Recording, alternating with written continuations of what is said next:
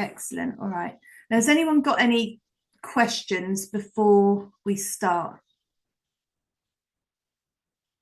No? Okay, good stuff. So today we're going to review what we've done this year, realign with where we're currently at, and then refocus for next year. Then I'm going to take you through the 1 hour plan, which is the low consulting offer. Then the 6-step client acquisition wheel. And this is going to take you through exactly the steps that I go through, the 6 core steps that I go through in my business to enable me to acquire new leads and new customers and then convert them into clients. Then we're going to look at the boundless roadmap, and this is going to give you a really zoomed in approach on exactly what your next steps are and what your focus should be in the immediate future. And then we're going to go into what's next. So this isn't a session where we're going to be planning out a full year of activity in 2026. The reason for that is because a lot of the time we create big, bold plans and they fall by the wayside. So what I'd rather do is go into more detail and around the reviewing and realignment and refocusing, and then really tune in on what your 3-month steps should be, rather than take a big, broad approach.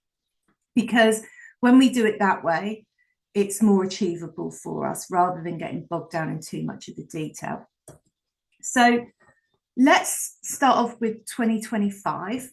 And I want you to, and I'm going to walk you through this, and this is going to be a really kind of like interactive session for you. And I want you to not overthink what you write here. What are the things that come up for you first up? So let's start off with gratitude and celebration. And I want you to jot down, what are the 3 of the best things that's happened for you this year? What are you proud of? When you think about where you were this time last year, what would you say are the 3 top things that come to mind that you're super chuffed with yourself about right now?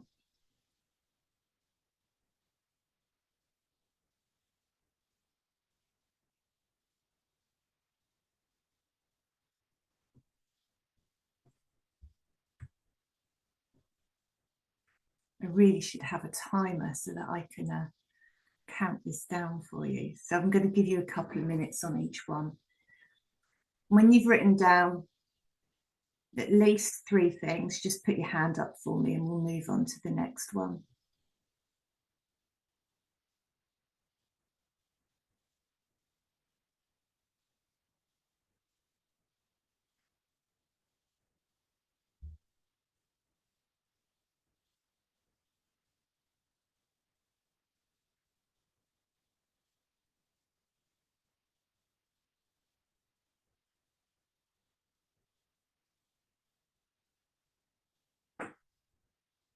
Once we get to the end of each slide, I'll call out and ask you a couple of questions. So put your hand up when you're done. Yeah. Stuff.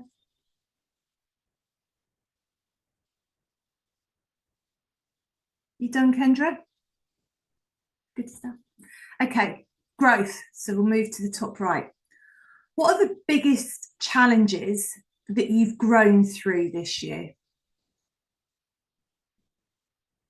So again, think about where you were this time last year, the things that you were struggling with or questioning or not doing.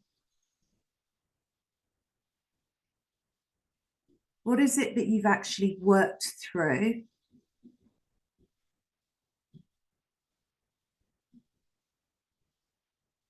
And has made the difference?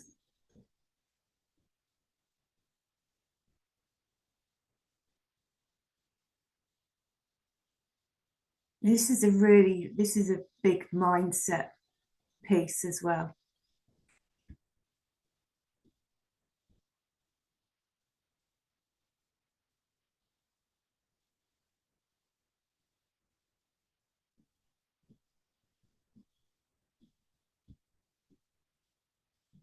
Put your hand up when you're done. Kendra is on fire. Neil's done. Miriam's done.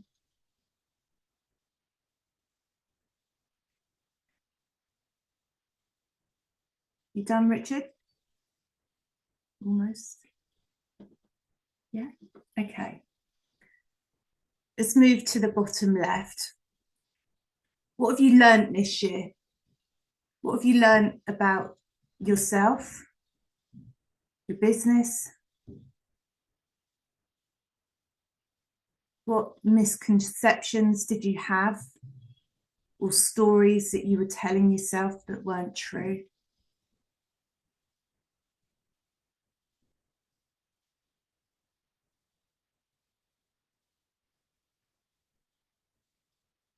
In your biggest learnings?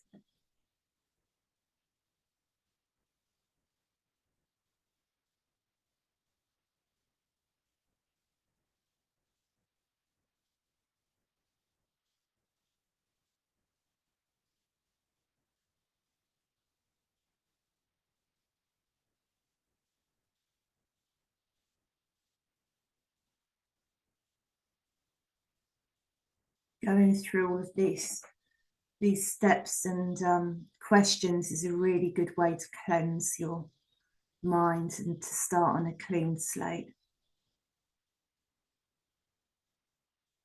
Hands up when you're done on that. The 3 things you've learned.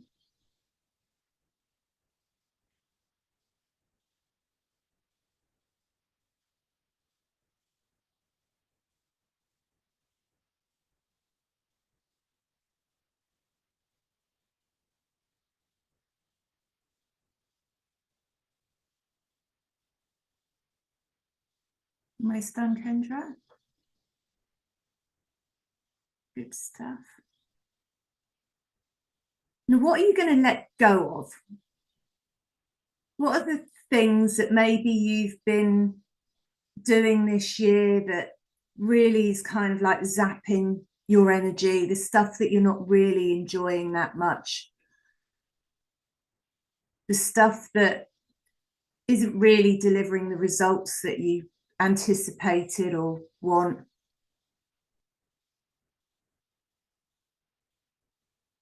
Because when we let go of the stuff that is really kind of hindering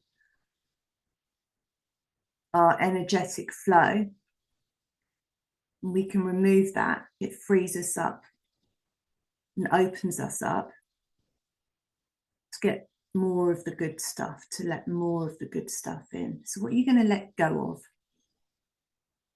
And again, this could be physical, actions. It could be a mindset piece. What are you going to let go of?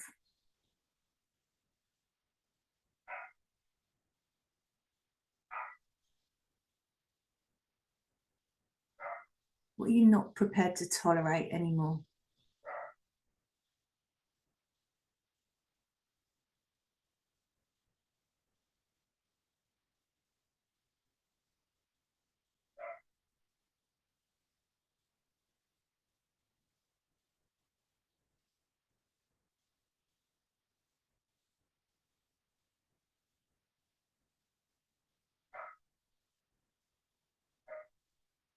And put your hands up when you're done.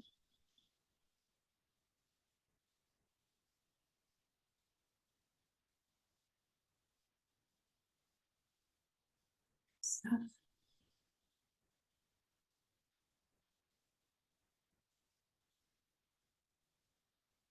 Okay, we'll start with ladies.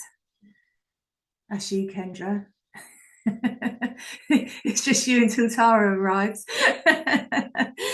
What's the biggest thing that you're celebrating this year?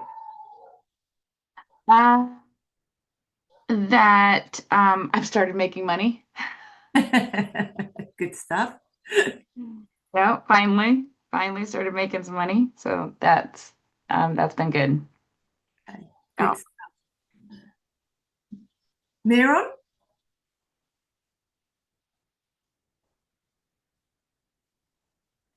you're gonna have to unmute yourself, Miron. Um, am I celebrating? Probably be more around some of the bigger clients that I managed to secure, which kind of gives me a lot more credibility. Yeah, So I think it's kind of cool. The Amazons and the LinkedIn's and the Manu working with him, I think was pretty cool. yeah, I think just raising my profile is probably really good. yeah. Excellent. Love it. Richard? What are you doing, Simon? I am celebrating that I have completely revamped my support system this year. Why is that?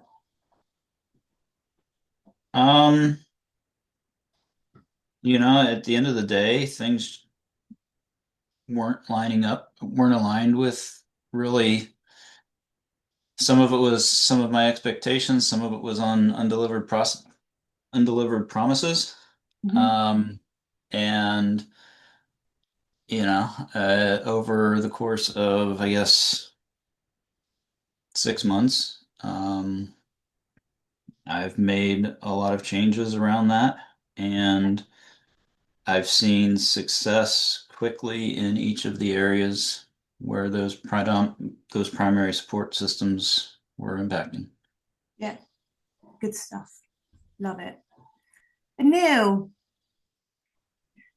For me, it was launching my accountant to advisor program successfully, I feel. So yeah, and just jumping into it, not feeling that I had to have everything ready. The way I launched it was that I told the first cohort that I'll be building the training week to week Yeah, and recording that and then using that for my library of training. And they got to, they knew they were coming in on that basis. If yeah, I'd waited until I completed all the training before launching, then I would never have got there. yeah, So, and I think it was actually the training is better because I didn't just record it myself and with no one on there. I think it's better with having other people on there asking questions, interacting as part of that recorded training. So yeah, and I'm really happy that that's up and running. good stuff. Okay. So very quickly, Kendra, what's one of your biggest growth areas? What have you gone through? It's actually a lot of what Anil was talking about, which is really being confident that you can build as you go. Yeah, Um, yep, yeah. So it's that breaking through perfectionism, yep, which is what a lot of high achievers really struggle with because we take status and our reputation and we want to do a good job and we're used to doing these things in a particular way. And so actually putting yourself forward and just doing it when things aren't perfect and learning as you go is yeah. is quite a barrier to break through. So I love that. Okay. Um, what's your biggest learning this year, Miron?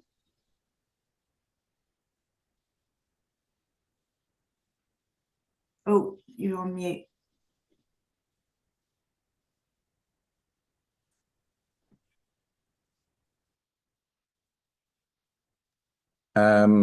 Biggest learning will probably be more around, the stuff we're doing together and how you market yourself properly and the messages and that kind of navigating that journey, which I'm not good at. Great at what I do, but I suck at marketing. So it's kind of, yeah, definitely good to kind of just get that focus, doing the right actions. Yeah, yeah, excellent. Okay. And what are you letting go of, Anil?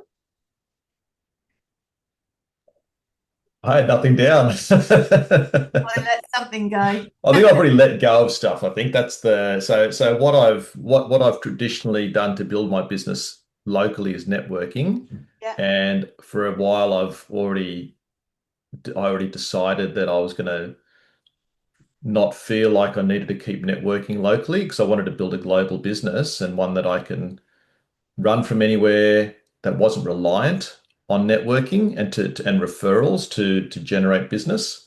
Or if it was, I could still do it remotely rather than having to go to networking events. So I let go of that a while ago, and so there's nothing really this year that I feel like I need to let go of, or that, yeah, I'm pretty happy. I've made those changes along the way over the last couple of years. Yeah. Yeah. I still network, Mhm. but not to build business. It's more just to, I ran a lunch recently where I got people together just to reconnect because I'm a social person anyway. But there's nothing additional that I feel like I'd need to let go of. Yeah. All right. Richard, what are you letting go of? I think that my biggest thing to let go of is kind of this lingering doubt of being able to deliver. Because in the last month or two, I've gotten everything out of my head, starting putting structure around it. And, I had my first event a week and a half ago, that went off greatly. So, it's energizing that I can do this. Yeah. Excellent. Okay, let's move on. So I did have something to share about learnings though, if you'd asked me about learnings. yeah. And that was, I think, as Kendra or someone else was saying, was that more just learning from others, being part of these sorts of groups. I mean, this is not the only group I've been part of, but from everyone I've learned something, especially around marketing, which I think is what Mirren was talking about. And not just marketing, but making offers. I think just regularly making offers to get people to put up their hand and to respond. I think that's probably my biggest learning and growth area over the last 12 months. Yeah. Yeah. Yeah. The when you're not used to marketing and sales, making offers can be quite scary, right? It's like you don't want to be salesy, you don't want to be pushy or what have you. When you're making offers in the right way, in a natural way, where it's kind of, you treat it as a binary, a yes or a no, and you're taking the stance of, well, I'm actually trying to help someone here, and you're on purpose with it, then the making offers becomes far less scary. Because if you're not offering it, then you can bet that someone else will be. Yeah. And it's taken me a little while to, initially I had, it's educational emails and content, and then it seems, not odd, but obviously, you need to get grapple with it, then transitioning into making an offer. I've found that actually putting it into the PS has been a lot easier because it's that email content it sort of sits on its own, and then there's a PS where the offer, I don't know, for me it feels more natural or more aligned with the message. Yeah. But everyone's obviously does it a different way. It's just giving it a go and trying different things. Yeah, it's whatever way works for you. It really is. If you've got a campaign running and you've got, say, a workshop coming up, then you probably want to put that in the body of the email and be talking about it. If you've just got something that is a workbook or a tool or something like that, or just inviting someone to jump on a call or whatever your mechanism is or method for inviting people in, then you can just stick that in the PS. Okay, let's go on to the next one. So we're going to go to realign now, and we're going to start in the top left, and I want you to think about where you are right now and where you want to be this time next year. So I want you to look at, so where, for example, you've got number of clients, how many are you working with right now? And how many do you want to be working with? Now, Anil's will be different, for example, than Kendra's. in the sense of Anil's got his group and the focus for him is around growing the group. Whereas Kendra, yours is likely to be more on the one-to-one stuff now. So there's no right or wrong in any of this. So think about the number of clients at any one time that you want to be working with based on what your current main offer is. Again, Mir, on yours might be how many clients a month do you want to get booked in, or events you want to get booked in.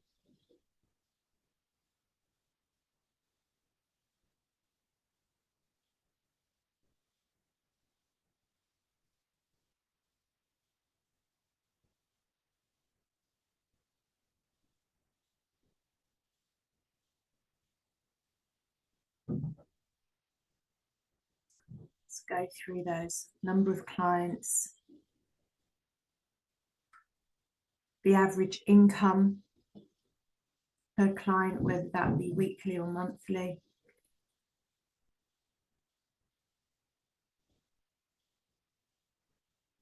Monthly income, yearly income.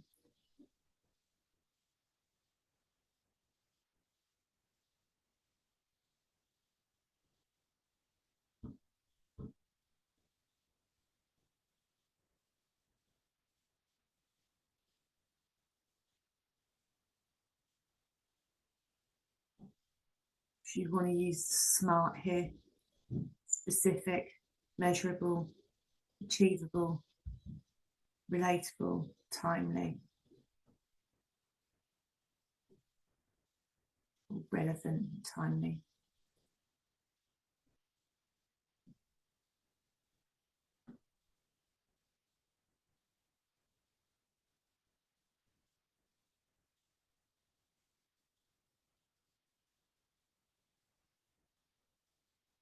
Put your hands up when you're done.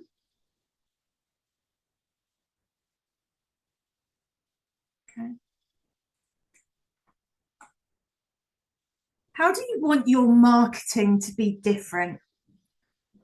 So when you think about the activity that you do right now, how do you want it to be different?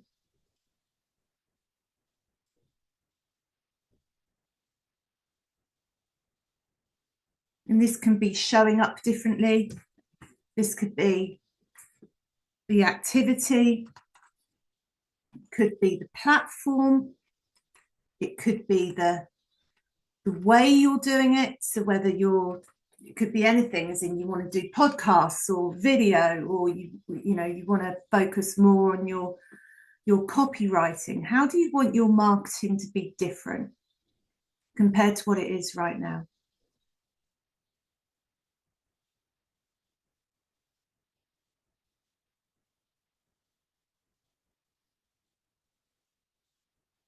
Morning, Dan.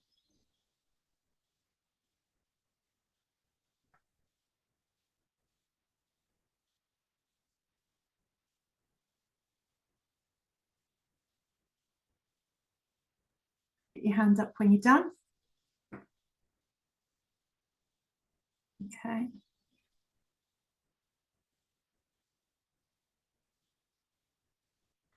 Let's go to the next one. How do you want your impact to be different? This is the impact that you have in the market, maybe that you have with your clients.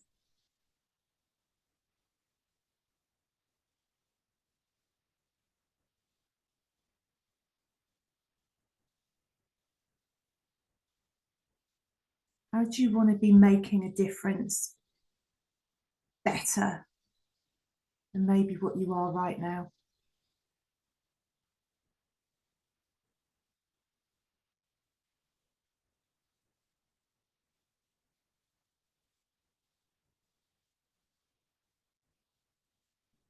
When you've done, put your hand up for me.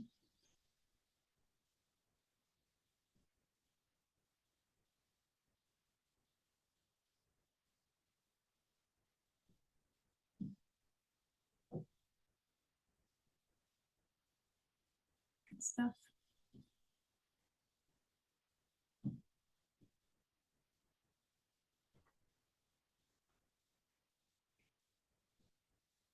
Okay. How do you want your lifestyle to be different? So I want you to think about, in this sense, the things that maybe you're not doing right now. So maybe you're working far longer hours. Maybe you're working in the evenings when you don't want to be. Maybe you're preoccupied at the weekends.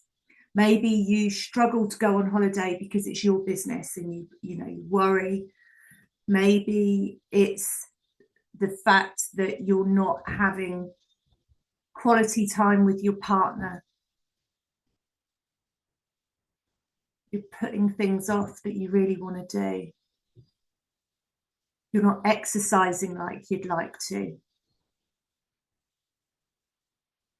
spending too much time in front of the computer. What is it? How do you want your lifestyle to be different? And what would that actually look like and mean to you?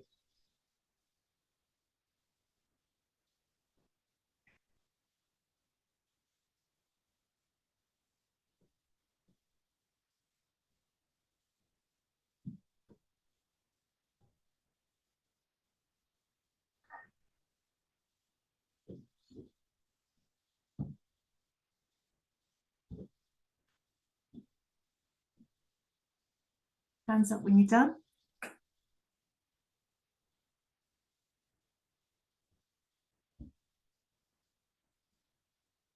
Okay. What do you want to do more of? What's the stuff that you love to do that you're just not doing enough of? What's the stuff that energizes you, that lights you up, that enables you to show up differently? The stuff that really gives you that great energy. What is it that you want to do more of?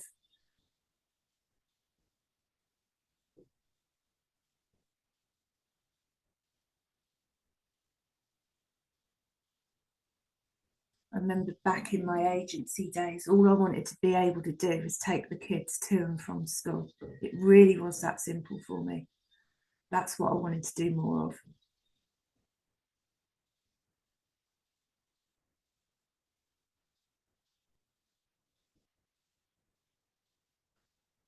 I had one wish once when I was off work sick, and I said, all I want to be able to do is just to sit down once a week and have breakfast together. How sad's that?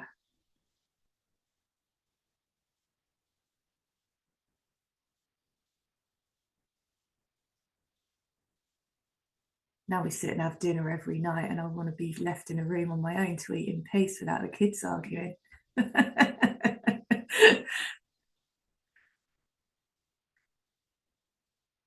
Okay. What do you want to do less of? What are you aware of that you do too much of, and you're like, I just don't need to do this all the time. I don't need to do this every day. I don't even need to do this once a week. What are you going to do less of? What's the stuff that's not really contributing a great deal?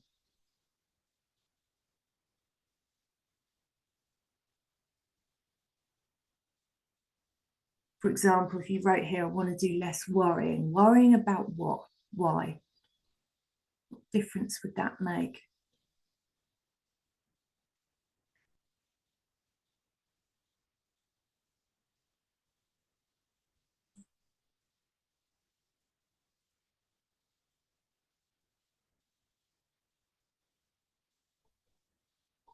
Put your hand up when you're done. Okay, Neil, you can go first. What are you going to do less of?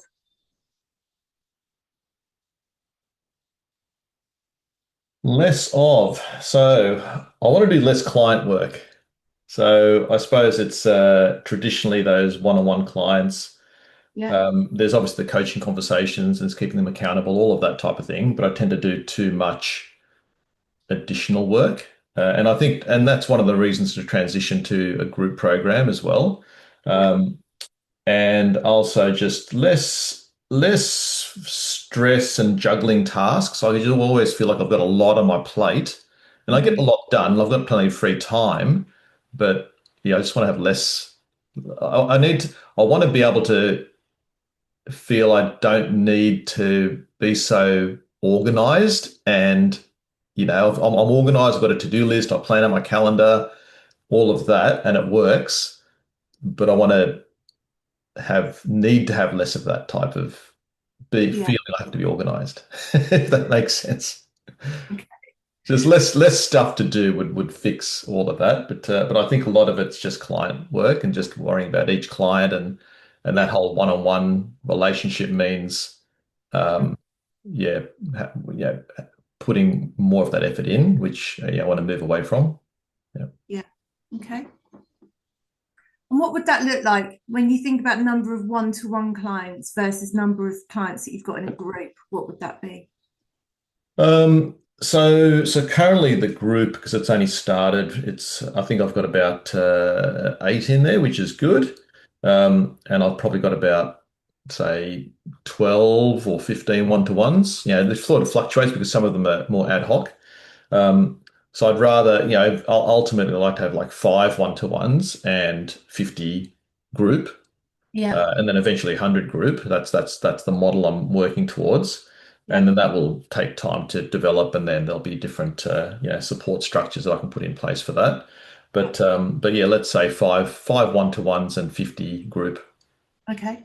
Good Yeah. stuff. So that's the target. And I know that 50 groups going to be work, but I think it's going to be more responding to queries and things rather than like understanding the financials and then always thinking about, okay, well, what can we do to improve or to do something? I just feel I'm a lot more involved in my one-to-ones, whereas I think the group, I'm sure I'm going to be supporting them, but not to the same sort of level, and they'll be more reactive rather than having to, schedule things to do. Yeah. Which is exactly why we have proximity offers. So we make the value for you and your input far greater Mm-hmm. than what it is on the other level. Okay. Richard, what impact do you want to be different?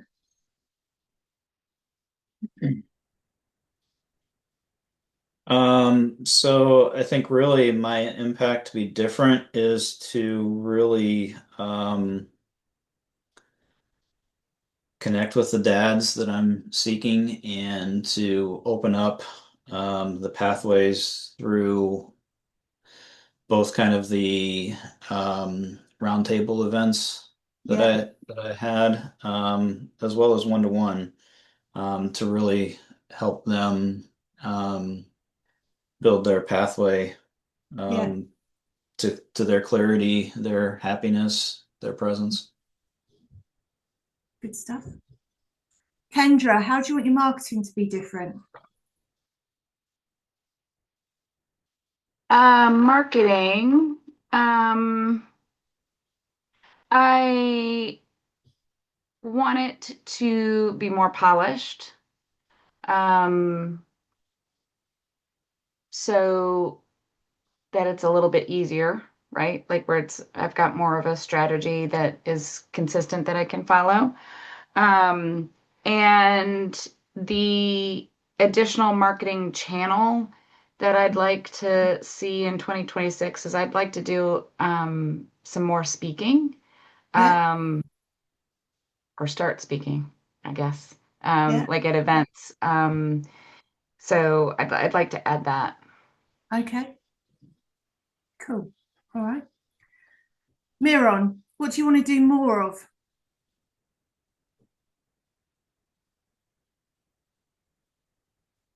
Have to unmute yourself again. Sorry.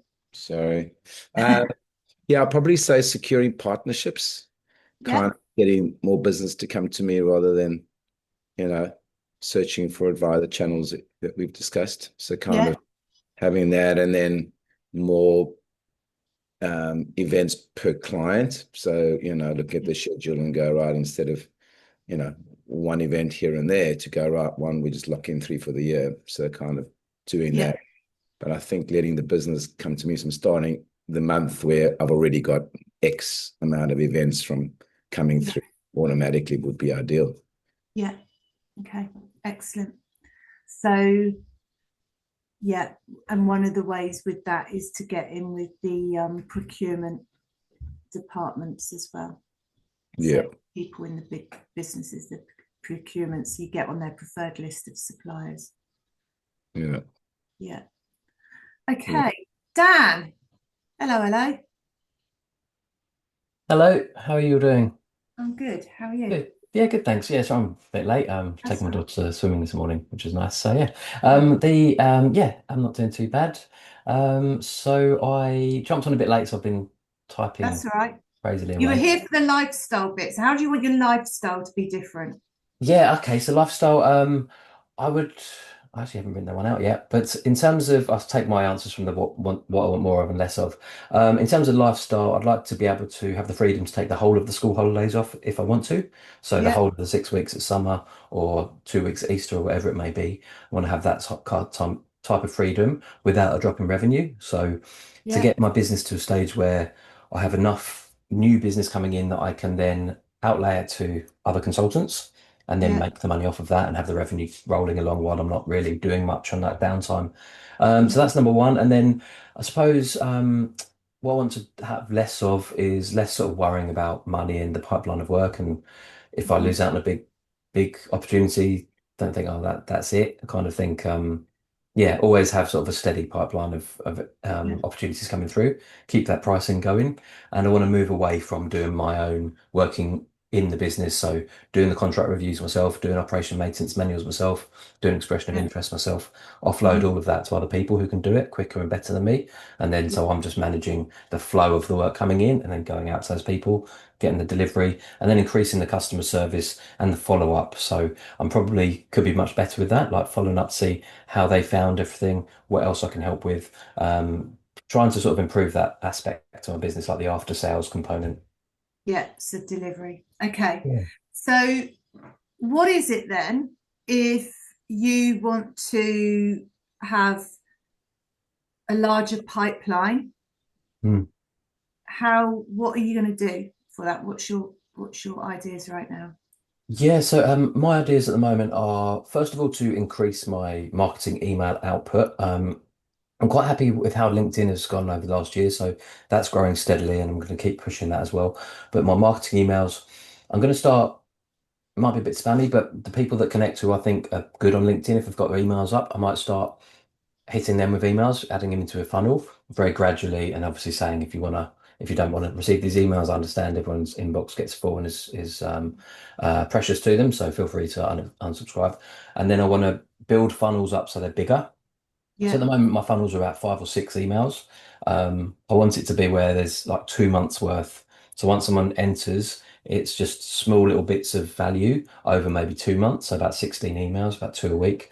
mhm, Just showing them really the whole process of what I do, gradually giving more and more value. Obviously, inviting them to free sessions where they can. And yeah, focusing on face-to-face networking as well. So trying to get out and meet people more. Things like Master Builders events, which I haven't attended yet. I want to sort of start doing that. yeah, Yeah, so I want to do face-to-face plus on digital marketing more and more. Yeah, yeah. excellent. Okay, let's go on to the last one. Refocus. So in 12 months, when we are meeting for won't be Game Plan 2026 or be Game Plan 2027, that is a scary thought, isn't it? What would have happened for you to feel really proud of your results? So what evidence will you see this time next year? So when we are having this session this time next year, what are you going to be saying to me has happened for you to feel really proud about those results that you want? So when you go back to this slide and you're talking about your monthly income, you're talking about the revenue that you've generated for the year, when you talk about the fact that you've got your 50 people in your group, when you're talking about the fact that you've secured new partnerships, when you're saying that you've got a community of dads, when you're telling me that you're doing these speaking events, when you've got your emails sorted, tell me what's happened.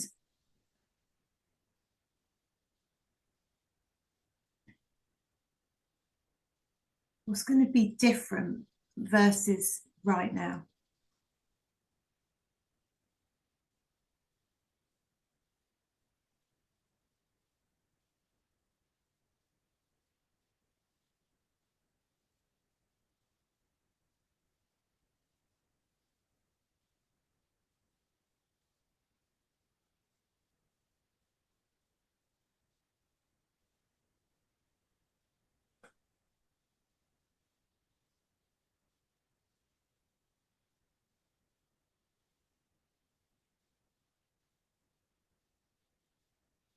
So next, I want you to be talking about the actual actions that you've taken.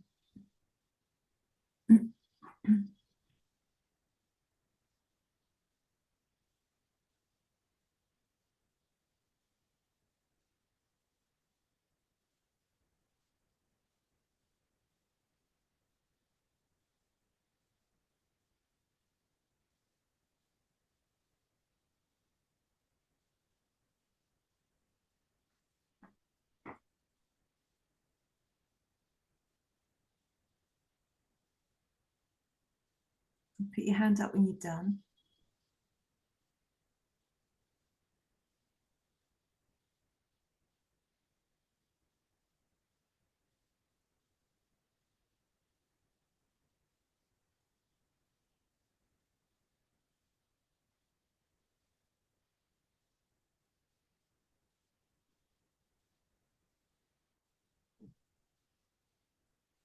Okay.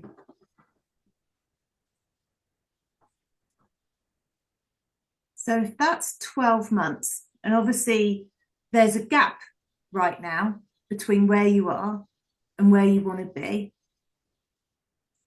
And we need to bridge that gap. So let's start getting a bit more realistic with this.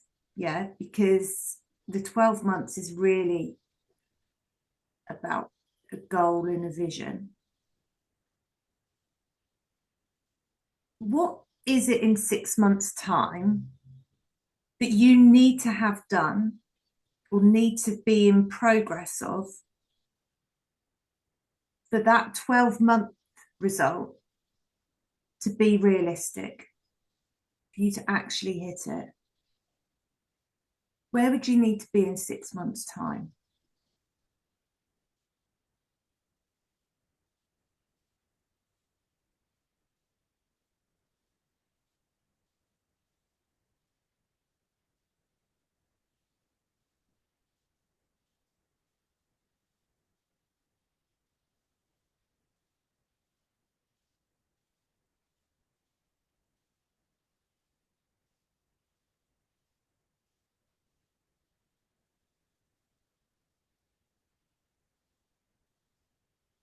Maybe it's some daily habits that you need to put in place.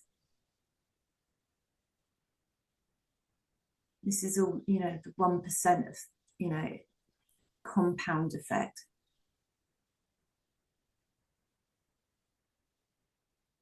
You're 1% better tomorrow,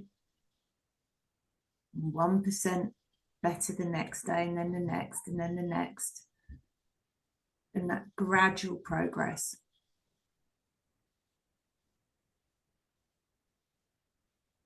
And this is why slow and steady will always be being fast and getting really quick wins.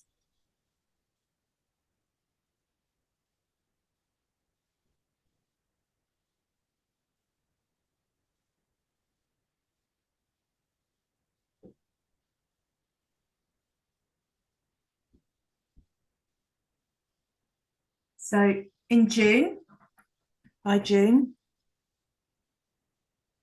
where do you need to be? So Dan?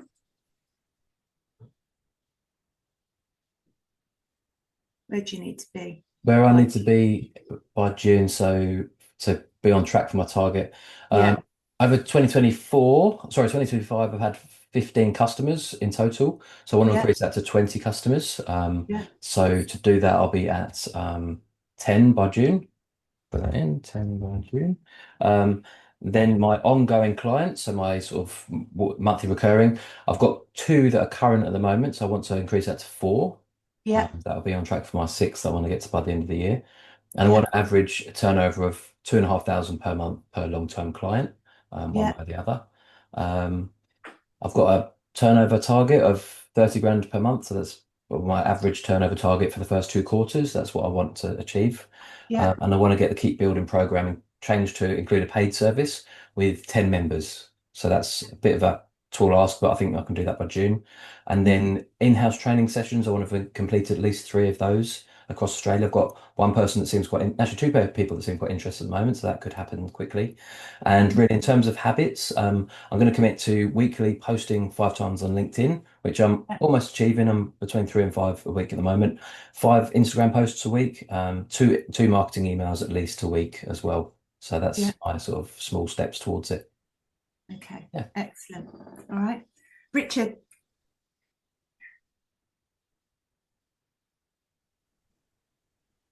All right.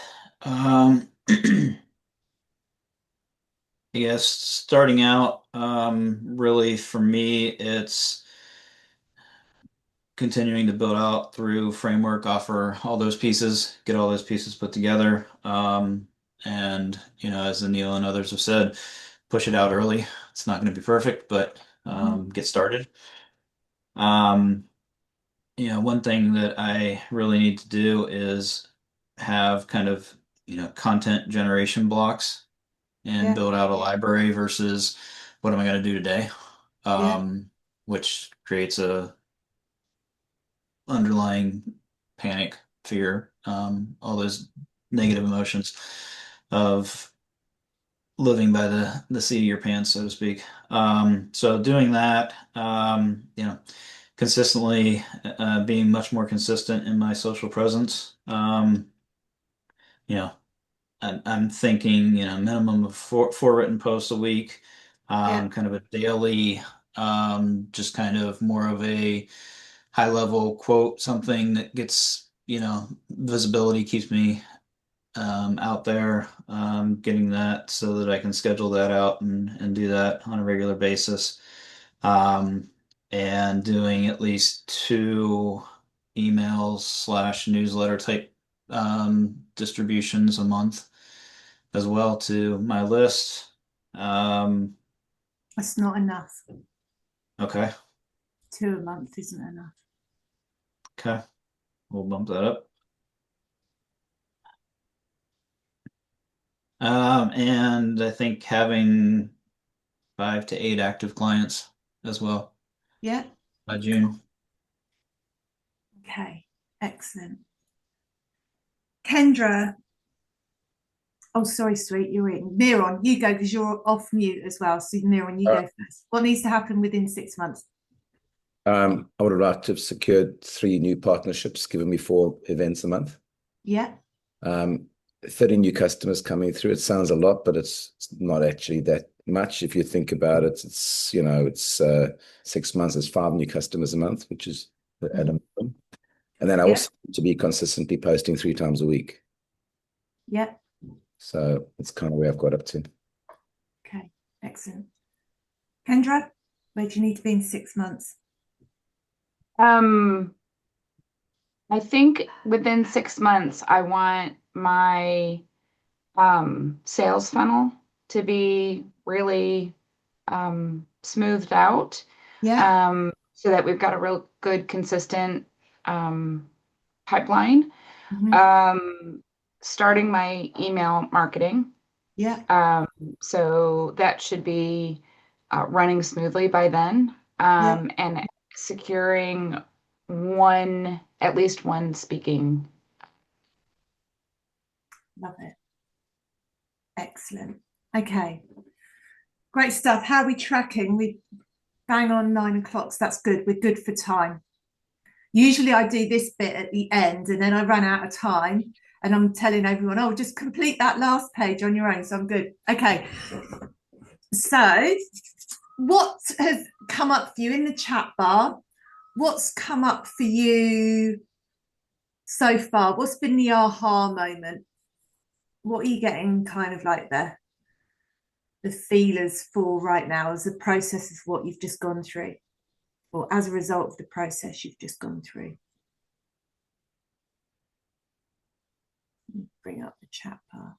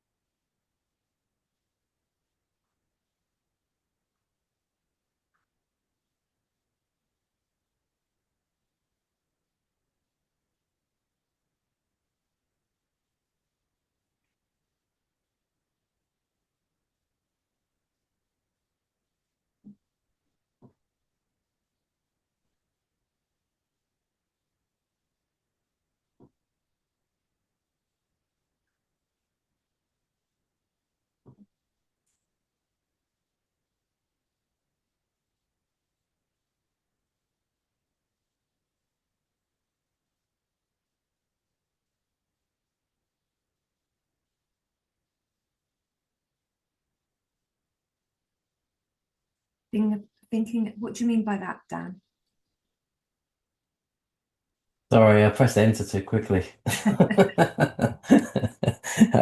Macro versus micro. So what I mean is like, I'm thinking more in terms of globally, like looking at from a helicopter bird's eye view, if you like, of everything I'm doing in business rather than just focusing on the minuscule LinkedIn post or the Instagram post that I often focus too much on. It's good to be able to zoom out and look at the whole sort of perspective as one rather than just individually. So yeah, apologies for hitting enter so quick there. I got too excited. That's right. Mira, on identification, clarity, and focus on the key areas that will grow my business in a sustainable way. Okay, excellent. With regards to emails from LinkedIn and then adding them to your email database, I am not sure, unless they give you permission, that you're allowed to do that. So that would be my feedback on that. Yeah. So you don't do it, obviously, and no, I have thought about it. I have thought about it, but I'm not sure you're able to do it. I know that you can you know, obviously you can get them off, you know, it's easy to data mine and get them. I wouldn't do it for people that I haven't connected with. No, this is just for connections. This is just for connections. Yeah. And so and I totally totally get that. I still don't know if you're allowed to do that. I'm not sure. Daniel mentioned that that's something that he's looking at doing, and it is something. And as Daniel said, I'd probably do it in a similar way. Let them know that I've added them, and that I send out regular tips that hopefully they find useful, and other meeting like event invitations, but give them permission to unsubscribe at any time if they don't feel it's for them. That's how I normally do it. If I meet with someone at a networking event, for example. I just wasn't sure. I haven't done it with LinkedIn up to now. That's just that Daniel mentioned that that's something he's looking at, and I thought that might be worthwhile. It's just been in the back of my mind for a while because a lot of construction in particular, as you know, because you've got construction clients, it appears they don't really go on LinkedIn very often. So a lot of the people I'm connecting with, they have less than 200 or 500 connections, and they're directors of large companies, or messages be left unread for a long, long time. So I was thinking, is it worth the risk of, if I think this person would be an absolute perfect candidate to be one of my clients, and I know they'll get value from what I offer, would it be worth that risk of them pushing back and telling me to F off, just for me saying, I'm really sorry to contact you like this. We've recently been connected on LinkedIn. This is just as an introduction. This is what I do. If you want to unsubscribe, here's a big button you can press to unsubscribe or something. I was thinking that way, very softly approached, but very selective. Certainly not with everyone that connects with me on LinkedIn, because I think that'd just be a pointless waste of my time and theirs, and it would ruin my reputation. But just very selective. So 1 in every 20 that I connect with, possibly. Yeah. Let me know how you go. Maybe I'll dip my toe in the water. With it, and give you the feedback. But you're right. Maybe you think it's what's the word? Is it data harvesting or something like that, or confidentiality? There's a confidentiality piece. I'm not sure, like, if you're. So I follow a lot of people, right, and have done the the bigger accounts on there, the bigger hitters on there, and not one of them recommends doing that. Okay. I suppose they haven't opted in. Technically, they haven't opted in, so Yeah. that's the whole thing. Yeah. True. It's not that I'm not usually on the fence with stuff. I'll take one view. Yeah. But with this one, I am a little bit on the fence with it. I can see, because I've thought about it myself, but if something's always stopped me, it's like, you know what, like I don't like it when people do it to me. So if I don't like it being done to me, why should I do something like that to other people? I suppose it comes down to, you know, like because I get those emails from people saying, oh, we recently connected on LinkedIn, and I always unsubscribe because I'm a bit like, oh, I don't like, this isn't what I asked for. I get enough emails already anyway. Yeah. You know what, maybe another way, going very analog here in the 21st century, maybe another way is if I identify these people as being truly great candidates for being a great client, I could literally send them a letter, send them an expression of interest letter, say, I'd really like to work with you. This is what I do. People don't really receive many letters these days unless Why they wouldn't you do that in the DMs? Yeah, could do that too, but that's what I mean. A lot of my DMs, no one reads them. So yeah. Oh, really? No one read, because DMs normally you normally get an email saying that you know, Daniel sent you a message. Yeah, I very rarely get replies. Yeah, my reply rate is very low. You could go old school. It's called lumpy mail. Have you heard of that term? I Where you have, actually yes. get a package. This is what I was talking to I've Mira done that in about. the past, a long, long time ago. Yes, that's, as you said, go old school analog. Yeah, be down the post office every day. Yeah. Okay. We'll park that and we'll think about it for the new year. Let me come back with I'm not that better desperate for work that I need to sort of get myself in trouble, you know. Yeah. So. Tendra, you had your hand up. Yeah, so the advice that that I had just recently heard about this is to invite them in the DMs to subscribe to your newsletter. So, but I know that still is not really quite solving the problem you were trying to solve for, Daniel, because you're like, my DMs have been left, you know, unread. But that was the advice that was talked about at this event that we had, is to use that in the DMs, be like, hey, you know, subscribe to my, you know, would you like to subscribe to my newsletter? This is what it is about, that sort of stuff. Because the reality is, right, you can have a LinkedIn newsletter, but how many people do you really want to be either on the, you know, the receiving end of newsletters, right? Be honest, like honestly with yourself. Inviting someone to a newsletter, it's all right doing it in LinkedIn because that's kind of like, that's where it is. People are now using Substack, right, which is, you know, completely separate newsletter kind of function. But unless you're really prolific on there, unless a lot of the time, unless you're a really great content writer and you've got avid followers, the majority of people won't, because it's like, what's the real benefit for them? I still believe the best thing is to invite them very early on to something that could be hugely beneficial to them right now. In terms of, this is what I've got specifically for you, would you like it? Because even if they're on your email database, you're still chasing them if they haven't shown any expression of interest. So if they are interested in your resource or your, you know, lead magnet, whatever that is, you're going to be able to capture their email address anyway. Yeah. So I still kind of go back to that. Maybe I just need to improve my lead magnets and improve my hook. That's the probably better approach. This is the whole thing about content production, right? Anything that you're producing for your clients or any kind of freebie that you've got, just offer it out. You go and look at Matt Lakajev, right? Every other post, he is offering something for someone to opt in for. That's all he's doing. is constantly making offers. Do you want this? Do you want this? Comment here, click here. And he'll often, I've noticed one of his tricks recently is he'll ask you to comment in the DMs, and then you comment on the DMs. Then he waits a few hours so that it's kind of bumped the algorithm, you know, because people have gone in there and shown interest.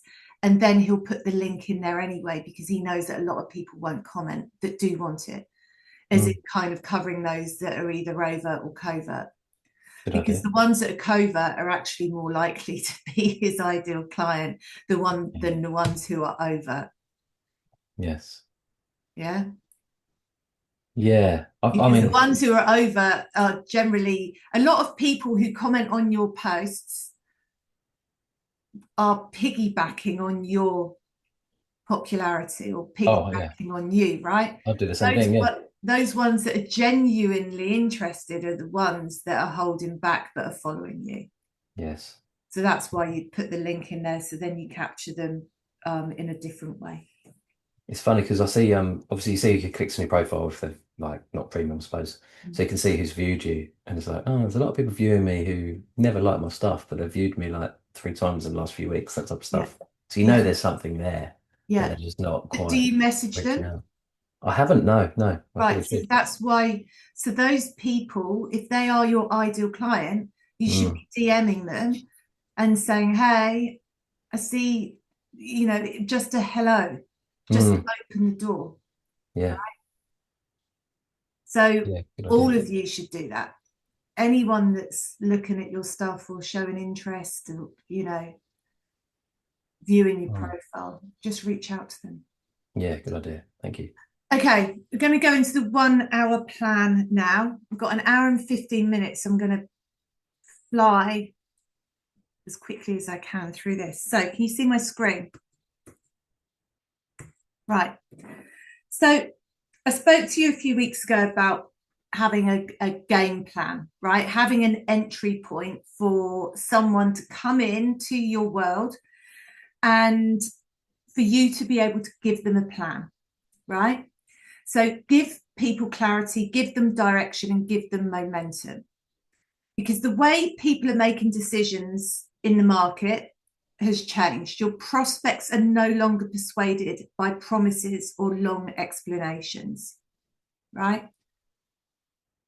They don't want to necessarily sign up for a program straight away. They don't want to be following you forever and a day, right? They want an entry point, a way in, and they want clarity, they want direction, and they want to know that you actually understand their situation before they commit to working with you. This is because so many people have been burnt, right? We've seen over the years the rise of people doing very similar to us, yeah? They've bought into things, they've been overpromised to, and committed to things that aren't necessarily the right things or the right way for them. And so this is an entry point into really getting to see your stuff, see what you're about. And they also walk away with something that is highly valuable with no commitment. There is no commitment, right? But this works both ways. It's a way for people to be able to come into your world, risk-free, low cost. And it's a way for you to actually generate more income as well. So the 1 hour plan is a simple, powerful way to offer a paid high value working session that works in any industry and with any client type.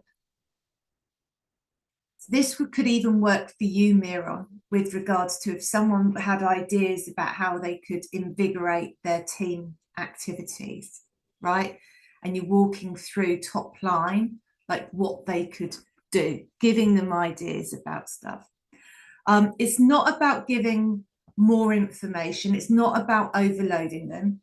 It's about giving your prospects a clear understanding of where they are right now, giving them a personalized plan that they can take away, giving them a very clear sense of direction and the next steps that they need to take. So you think about where your clients are right now. Many of them are lost and confused, right? And all they want is some kind of plan to be able to move forward, to get some relief. Now, everyone wants a plan, but they want something that's even more valuable, a plan that feels achievable, simple, and tailored to their solution. This is about really, kind of going deep with your clients. Yeah, really understanding them. And for them to feel heard and listened to. Yeah. Now, the model is simple, right? We get leads in each day and we want to turn them into a customer. And then we want them to go from being a customer to becoming a client. So people that come into a 1 hour plan, you're actually taking them from a lead to a customer, and then you can turn them into a client. Yeah, there's the opportunity there for you to be able to help them. And at each stage, they're going to get different things. They're going to get clarity. So you're going in your content and the stuff that you produce, you give them clarity. When they become a customer and they come into the 1 hour plan, they get direction. And then they have the opportunity for you to help them to execute that plan. Yeah, and there's different ways in which you can do it. So if at step one, you've got a lead, these are prospects that are entering your world, and they're either coming in through content, referrals, social media, workshops, presentations, word of mouth, free resources, diagnostics, quizzes, short videos. These are all there in that very first instance for you to be building trust, for you to be getting attention of your method, your way of working, and for you to be able to build trust. And to reiterate, in a world that is full and is going to get even more in with AI, I'm going to talk more about this later, for you to be able to bring the two together, because it ain't going anywhere, for you to be able to bring the two together and to show that you're a real human. So in your content, in videos especially, this is why I'm so pro having this indoctrination video as the first entry point into you. Yeah, first entry point into your world is a video where people get to hear you, see you, get your vibe, see what you're about, see how they can help them, see how you can help them, the solution that you have, your method. Yeah, all of these things brought into a video that enables you to build automatic trust with your audience, because it becomes quite binary, right? They either like you or they don't. It's very simple. And if they don't like you on that first video, they're probably never going to like you. They're never really going to get your vibe, and that's cool, right? You don't want to be there trying to please everyone just for you being specific for one person. So grabbing their attention and building trust. Then we move to step two, which is turning them into a customer.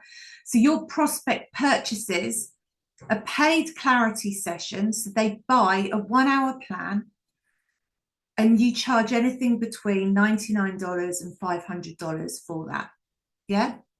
And during this session, you're going to deliver a clear understanding of their current situation. So you're going to get to know them in more detail about why they're here, what they want. You're going to develop a simple, personalized plan and give them a tangible takeaway, whether that's a diagram, a roadmap, a checklist, a framework. So something that you're going to work with them on in that session. And the feeling of, okay, now I know what I need to do next. And this is that next layer of trust. It's gone from them not knowing you from Adam to actually bridging that gap to take that next step with you, and for you to really show your worth, to show what you're about, to show what you can do and help them with. And then we go from customer to client. So if your prospect wants help from you to implement the plan, you can offer at that point an option for them to take the next step. So by doing this, you're removing free discovery calls or virtual coffees or pick your brain sessions or hours spent in the chats. Yeah, it's a way, an entry point for them to come straight in, book a call, and for it to be worthwhile for them. But you need to make sure that everything is structured around that. Yeah. So positioning the 1 hour plan in your business. So first of all, we look at your superpower, right? Your genius. So before delivering these plans, you need to understand what you naturally excel at. So with all of you, you know this because you've gone through the Genius Code. You know exactly what your point of difference is. Yeah. So you're going to be good at either spotting gaps, identifying patterns, simplifying complexity, turning confusion into clarity, breaking things into achievable steps, seeing solutions quickly. All of you have got a unique gift that you can be leveraging within this. And that's the value that you're bringing to your 1 hour plan. Yeah. So your avatar, right? It doesn't matter who you serve. Everyone wants clarity and direction. So common universal needs would be, I'm stuck. I don't know what to do next. I need someone to break this down for me. I need a simple plan I can follow. I want confidence in my next steps. And that's what the 1 hour plan does. It solves each of these needs. And your magic trick, your tangible asset. So people trust what they can see. So you can create either a simple framework, a visual map for them, a checklist, a one-page action plan, a diagnostic summary. So the asset that you provide them feels premium and highly valuable to them. Something that they didn't have before, but something that they really want, something that they really need. So how do you invite people into your 1 hour plan? I know that Dan, you said this the other day about what Anil would written. So you can do it via video or message. You don't need loads of hype or anything like that, just a simple message. Here's what's keeping you stuck. So you're really highlighting what their current pain is. Here's the quickest way to get clear on what's next for you. Yeah. And position the session as being fast, insightful, personalised, practical, and easy to implement for them. So making these very clear. So you invite them in, and again, whether that's on a landing page with a video, whether you're sending emails, whether you're sending a DM, yeah, all of these can work depending on what your preference is. Yeah, you can even have it as the PS on your emails. So even on a PS, if you get this really tight as a PS, and you just have the link to a landing page to book in a call or to take that next step, then that's an entry point in. So how the offer works is, so once the prospect has said, yeah, I'm in, I want to do this, you send them a welcome message. Yeah. You share a short pre-session questionnaire so that you can go into the meeting with them and you've got an idea about where they're at. So for example, and I'm going to take you through exactly what I've done step by step so you can see exactly what I mean by this, a live example. And set your expectations really clearly at the beginning. So the session will give you clarity, direction, personalised plan. If you want help implementing afterwards, I'll walk you through the options. Yeah. Realistic urgency as well. So how many of these calls do you actually want to do? Yeah, so you can open your calendar and you can say, I do 2 of these calls a week, do 20 of these calls a month, whatever it is for you. I only take a limited number of sessions each week so I can give each person full attention. No pressure tactics or anything like that. Yeah, it's just a very low ticket consulting offer, right? Giving your prospects a plan that they can use immediately. So in this session, this is where your expertise is really going to shine through, and you're going to really help the people to understand what's happening, why it's happening. Yeah, so what is happening for them? What's the problem? Why is it happening? What matters most? What to focus on, and what steps to take next. And so your plan needs to include clear priorities, clear action steps, a simple path for them to take, practical do's and don'ts, and a roadmap that they can actually apply. Yeah, so you're saying, right, do this, do this, do this, do this. You're not showing them how to do it. You're just saying this is what you need to do. And your goal for the prospect is for them to leave saying, finally, I know exactly what I need to do. Because you want them to feel relieved. Yeah, for someone to reach this point of booking in a call for you, there's a certain level of stress there, right? So you need to relieve them of that. And then after the call, or at the end of the call, you can invite them to execute the plan. So depending on your business model, you can offer ongoing support.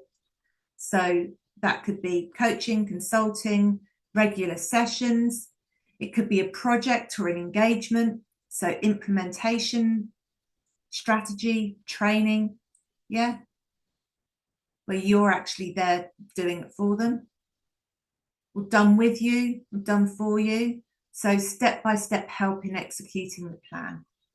Your invitation is simple and pressure-free. And it's for them to make the decision. So don't think of this as a glorified sales call. You are inviting them at the end, but your emphasis should actually be more on the deliverable of the plan than it should be about you getting the sale. Now, the reason for that is because if you show your worth in the execution, then quite naturally, they're going to want your help to be able to do it, because they still know that they're not going to really be able to do it. Some might, and that's okay. But you're giving them 3 options, well, actually 4 options. Come with me here, come with me here, come with me here. Or just totally do it yourself, and that's okay. That's fine. You've got yourself a plan. Yeah. So building your 1-hour plan funnel as such. Now, you already have a simple framework. You've all created that. You know what your framework is. Yeah. You could have a plan template, email sequence, a workshop or intro training, short video, a clear next step offer. Yeah. These are the things that you need in place. And again, I'm going to give them to you. I'm going to show you exactly what I've done. And you can combine them to create your own funnel. So a system that takes leads, turning them into paying customers, and then into high value clients. So I'm going to take you through step by step here what this looks like. So I've got a VSL. So VSL is a video sales letter. Video sales letter. And on that, you've got the landing page. Yeah. So how I turned 20 plus years of corporate expertise into a $20,000 a month, 20-hour week private consulting practice with 1 signature offer and 1 simple marketing system. Yeah. They click through and they can watch that video. Once they watch the video, they get an invite, Boundless Game Plan invite page. Again, the same header with the video to watch. And then underneath, book your boundless game plan. So you've just seen how the boundless blueprint, so you see I've taken my framework, I'm talking them through my framework. You've just seen how the boundless blueprint grew my private consulting business. Now let's build your specific version of it. I will uncover your perfect brand positioning to command premium prices, design your signature offer structure, and map out a simple 30-minute a day LinkedIn lead system so that you can build your private consulting practice alongside your corporate contracts and grow to $20,000 months. Yeah, click here to get the invite. So at this point, they are giving you an email to take that next step. They want details of what that actual invitation is, what that offer is. In the background, that's going to trigger an email to them. Then it goes on to the next page. So once they filled that in, it automatically takes them to the next page. And that's the full details of the program. Yeah, the offer of the game plan. So it's a landing page. It's got all of the details, what they can expect. It goes through. There's some proof and everything on there. Again, I can share all of these with you in full. And then you run the set. Then once they've filled that in, here we go. Sorry, guys. This should be up here. It's what you get when you're still finishing this off at 9 o'clock at night, the night before. We just go down here. Then once they've completed that, this is the opt-in. So here they actually opt in and they pay for the plan. Then they go here. Welcome to the Boundless Game Plan. Step 1 is to identify and articulate your genius. In here, I give them the genius extractor. Yeah, so the genius extractor is going to be the thing that's going to help them to nail their positioning before they even get on a call. So this is to keep them sticky and interested before the call so that you're giving them value immediately. Yeah, they're already working on something and they're excited about getting on the call. So this is all about giving them that excitement so that they come into the call clearer than they've been in a very long time. Then that leaves you to work your magic in the call. Yeah, so you could have a diagnostic here. I could have my Boundless Blueprint Builder, which gives them a 10-page report on what their next steps are. Could be anything, but it's very important here that you have something that you give them that's going to be highly useful to them so that they automatically feel that they're getting value for money. Yeah, and you're showing your worth.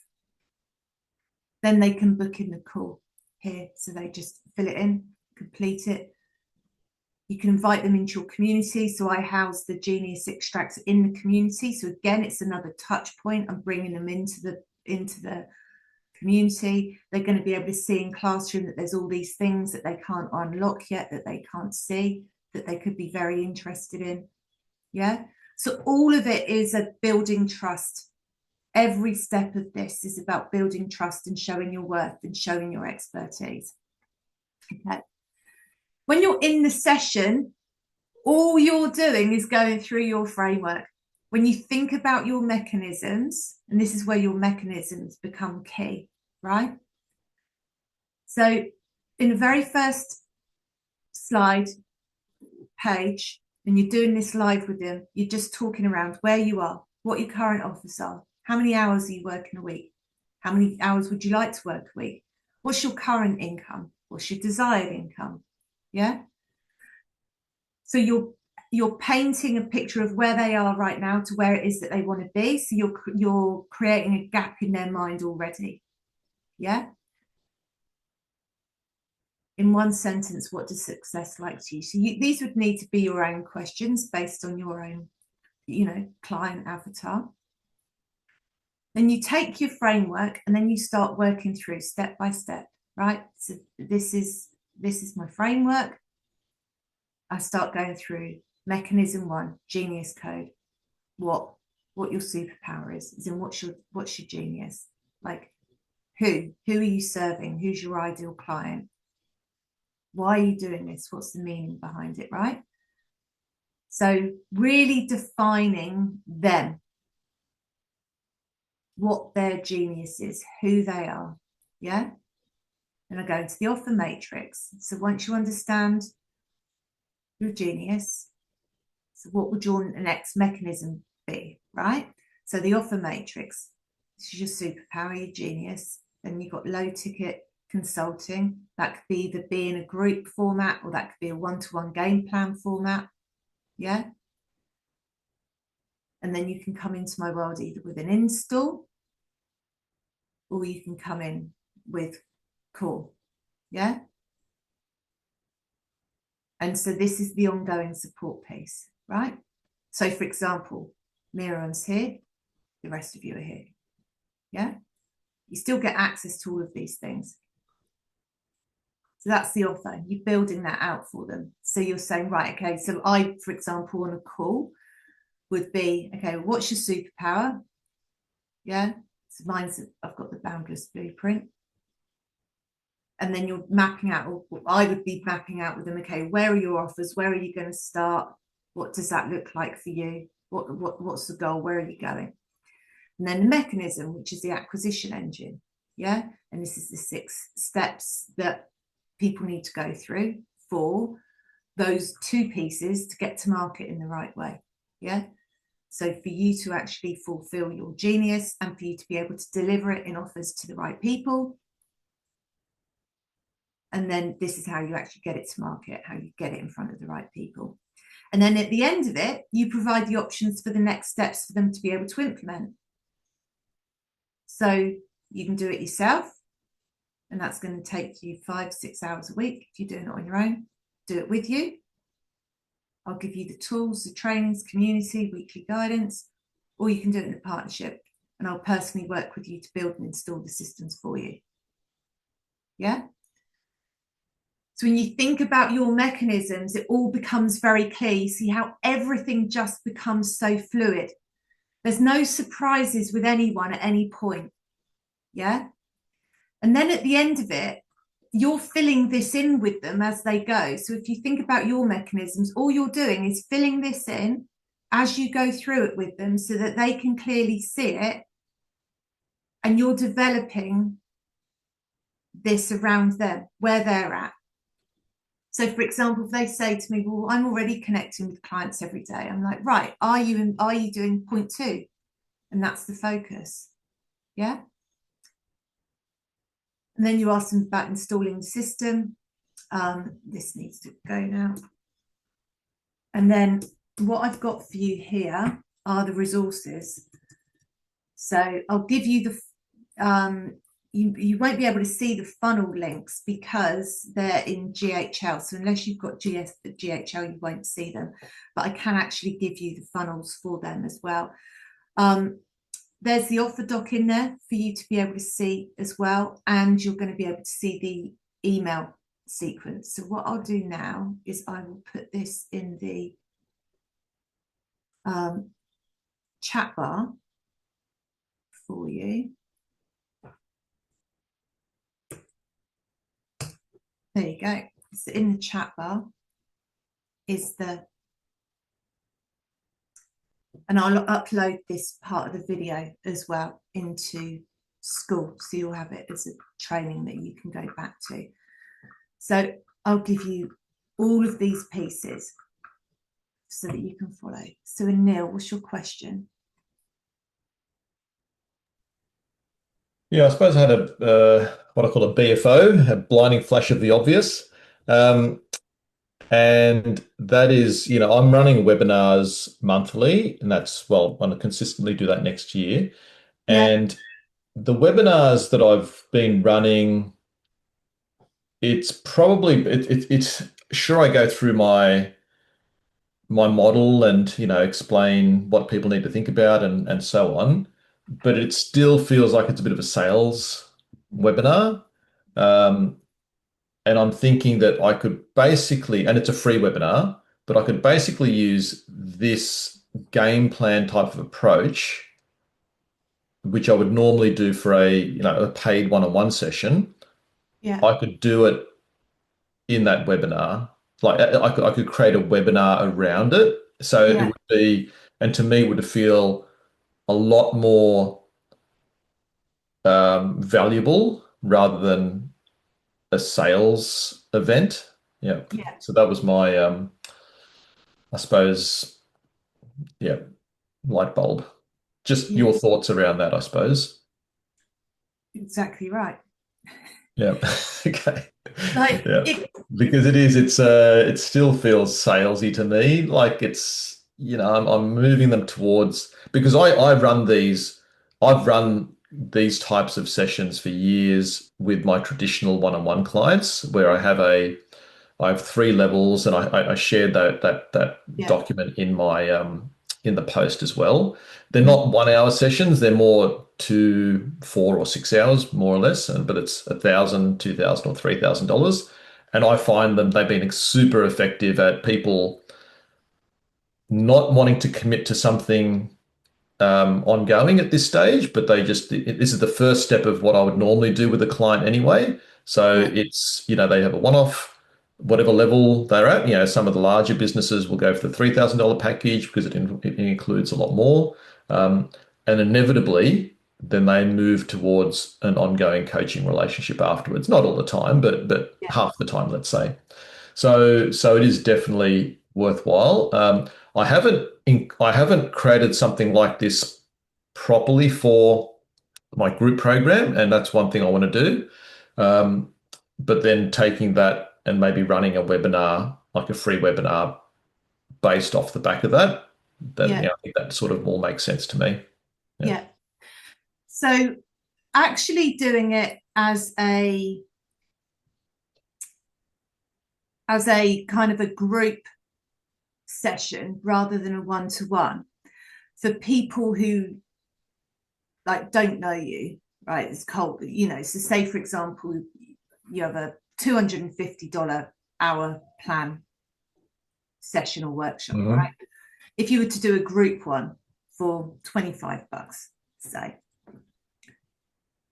when you're doing that as a group, it's the structure's actually better because you're able to go into a bit more detail because it's more kind of a workshopping session as such rather than a one-to-one. You're actually able to frame it up better, I think, because you start off with the workshop explaining what the 3 key challenges are that people face, Yep. like in your world, and of Yep. course your framework is addressing those 3 key challenges that they face because that's how you built your framework. Yep. You built your framework from the challenges. You're able to frame that up in terms of, okay, but these are the challenges that people face in your space. This is how we go about to solve them, and now we're going to do that together. So it's a natural progression through. So it again relieves the sales aspect of it if you just look at it in terms of it being a value added session. Yep. And again, you can do this. So for example, someone lands on the landing page, they see your framework, your indoctrination video, they're like, yeah, that's great, I want to get details about the game plan. They don't book in for the game plan, but if you're running a once a month workshop on this anyway, in your email follow-up afterwards, you're inviting them into the game plan, you're sending them the details of it. But then you can invite them into this workshop instead, a group workshop, which obviously is lower ticket because again, they might not want to part with 200. I'll probably make it free, actually. Yeah, I'll probably make it free. And you can do it whatever way you want. And then again, you're bringing them in and you've got a way of them actually coming into your world in a different way, but delivering the same thing. So again, because part of the focus is just to build up my email database by getting them to register, I suppose. Yeah. And at the moment, they're going through the webinar and they're probably thinking at the end of it, yeah, that was interesting information. It makes sense. But I think if I change it up to be more of like what I would do with a one-on-one session, then they're definitely going to go away with, wow, I've got all of this, I've actually gotten a lot out of it. Yeah. Which, and as you said, that then they'll need help implementing. So yeah, I think, and then it'll probably be more likely that they'll tell other people about it, because instead of just attending a webinar, which they've learned some information and it's interesting, compared to coming away from a webinar or workshop where they've actually gotten some tangible stuff out of, there's Yeah. probably more likelihood they're going to tell others about it. Yeah. Yeah. So in the document as well, you'll see there's other links. So there's like the offer document, that you can create. So actually turn it into a proper offer for them, which you can email, and then you just talk through exactly what you're going to cover in the session, and what they walk away with, what it is, what they need to bring, and then the link to actually book in. Mm-hmm. Yeah. So just having a clear offer there as well. And then I've also put in here an email sequence for you. So you'll see that there's a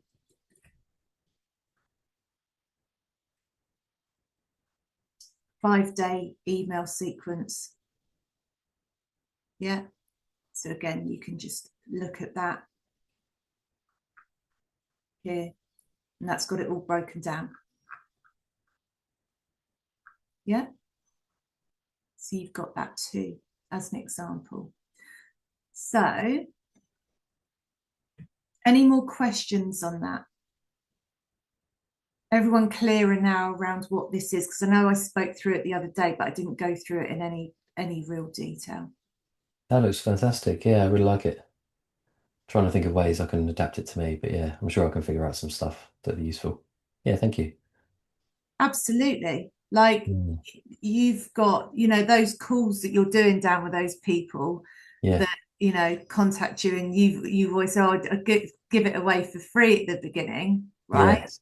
Well, it's a way of not giving it away for free and them actually really valuing, because how many of those have you done where they haven't done anything with it, or that guy? Oh, as in like when people call me for advice generally, and I've been on the phone for about an hour. Yeah. I would have had 10 to 12 different occasions this happened. I actually had one last week, and the guy said, look, before we even start this call, you've helped us a few times now, so you have to promise me that you're going to charge us, you're going to invoice us for this hour. So I was like, okay, all right, well. Yeah. Well, like that's exactly why you would have something like this in place. Yes. And you just direct them to that next time. Yeah, just send them the link. Yeah, fantastic. Yeah. Okay, so we've got that. Any more questions before I move on? No? Okay. Now, this is my 6-step client acquisition wheel, and I want you to have a think about what yours is. All right. So these are the steps that I take people through to turn them into clients. Right. So the first one is connecting with ideal clients every single day. Then I invite them to a training or a resource to help them gain clarity and get, a level of guidance that they need or support.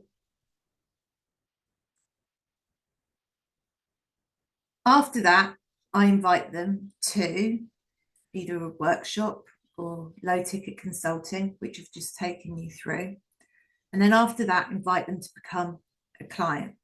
Yeah, either via install or group one-to-one. Then I deliver my services by training, coaching, consulting, installing, doing it for you. And then I document and I demonstrate those results, right?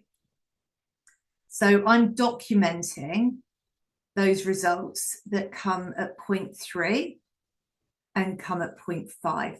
So at point 3, whether it's in the workshops or it's in the game plan calls, can use those.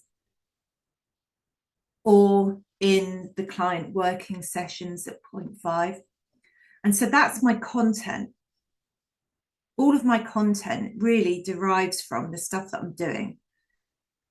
So when we're saying about being stuck and stuff, and I get that. I mean, there are some days where I sit there and scratch my head and think, okay, what am I going to write about? And then I just honestly go back and I look at calls, I look at questions that people have asked.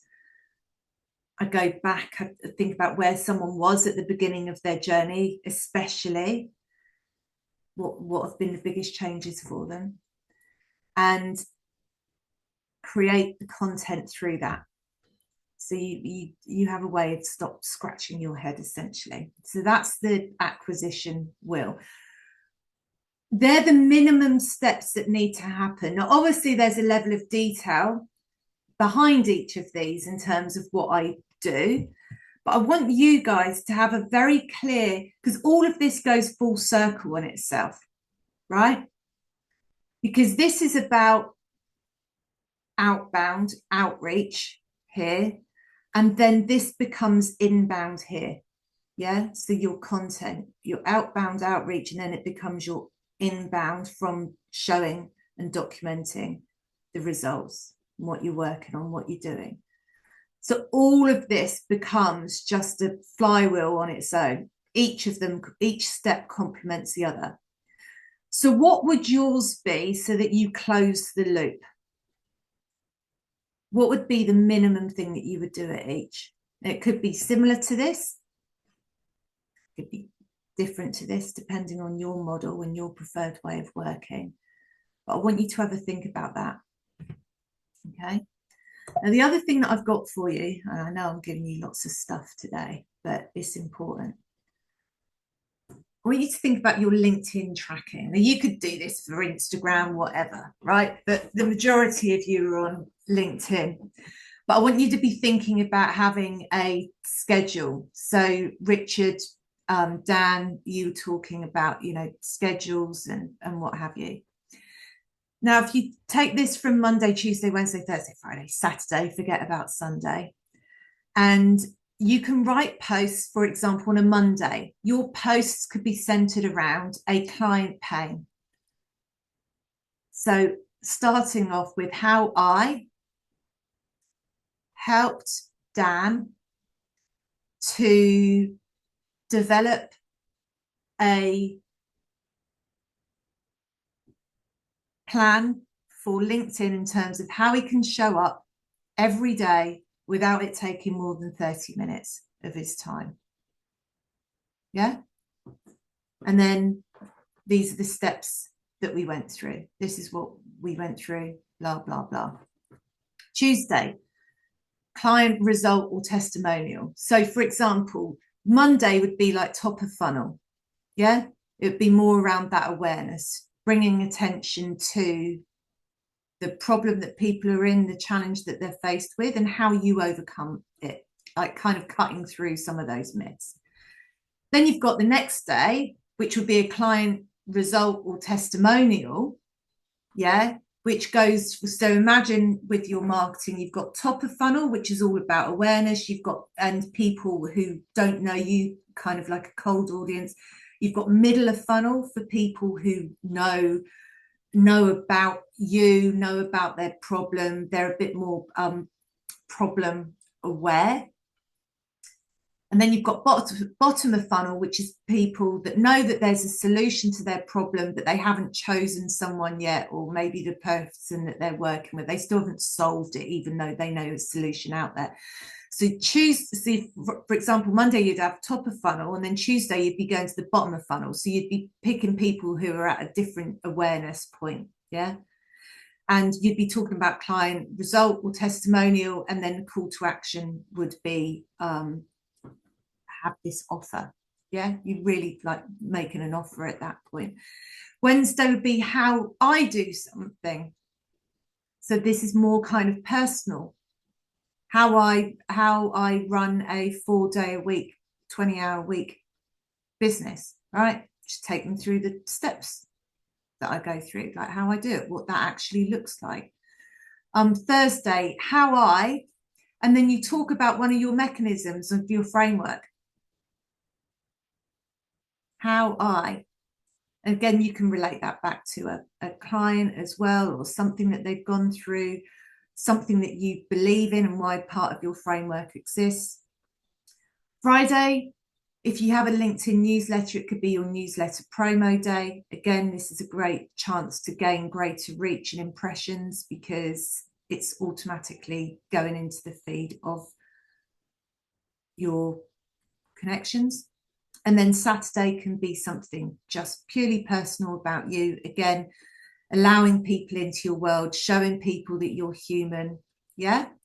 So every day there's a post or a structure that you can have where you are tapping into different parts of your story, your customer's journey, demonstrating that you've got a methodology and you've got an approach and you've got a solution.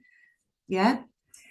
Then each day, how many times have you engaged in the comments? So for example, if you just say to yourself, every day I'm going to engage with at least 5 people on their content. I'm going to go through. They might have the same type of clients as me. I might just love their stuff. They could have a very complimentary service to me, like whatever your reasoning is behind it. But engaging in comments and engaging in them properly. I'm not talking about just saying, hey, love this, this is great. Talking about you being able to add some real value in the comments. And again, keeping track of the fact that you're doing this. Yeah. How many connections each day? At least 20 new connections every day you should be sending. Yeah. You could actually track that through Dripify if that's what you're, or whatever, if you're using an automation tool. How many new conversations are you having? Yeah. So I want you, and you can obviously just do this forever and a day, just for you to be able to keep track. But something that you can actually use to keep you accountable for what it is that you want to be working on. Yeah. So that you've actually got something each day. Basically just got to tick these things off so that you know that you've done them. Now, none of this should take you more than, as I say, 30 minutes, right? But I'm going to show you something that I think you're going to like in a moment that's going to be able to help you with this. So beyond Dripify, I'm talking more around content and offers and stuff. Yeah. So would this be useful for you to follow something like this? Yeah. Yeah, definitely. Yeah. Fantastic. Cool. Okay. Because if you're not showing up from next year, you're honestly, all of you going to be missing the boat. Yeah. If you want to get visible on platforms, you have to commit to it. There's no, and I can't sugarcoat this, because other people are going to be doing it, and they're going to be doing it quicker, more effective, because all of these tools are there now and they're there for you to use, ensuring that you still maintain your own voice, right? Okay, so that's LinkedIn tracking. Where are we at? Right, we've got half an hour, so we're going to move into the good stuff. I've created this for you now, which I would like, you can use this, so you can print this off each time you finish your tasks. Now, on here, we've got the boundless roadmap. Now, when you think about the journey of your clients, yeah, and for you, so this growth phase is actually more around you being able to grow and free up time. So if we look at 1, we've got attraction. So this is how we're bringing people, dream clients, into our world. Yeah. Now, what I want you to do is to print this off, and I want you to either put a tick or a cross. It's either a yes or a no. Yeah. In terms of, are you happy with where these things are at right now? So first of all, we've got attraction, conversion, delivery, and growth. So when we look at attraction, Have you defined and can you articulate your specific genius, like your unique selling point? Have you chosen a clearly defined niche where you operate? Now, a niche doesn't necessarily need to be an industry. So, for example, if I was to talk about a 30-minute a day LinkedIn system, it could be very broad because it would work for founders, it could work for coaches, consultants, you know, anyone that's a service-based business, I'd be able to help them with that. However, if I wanted to work with someone specifically on building a particular type of business, I would niche it down further. I'd get more granular on, for example, the role type or what have you. So do you have a very clearly defined niche?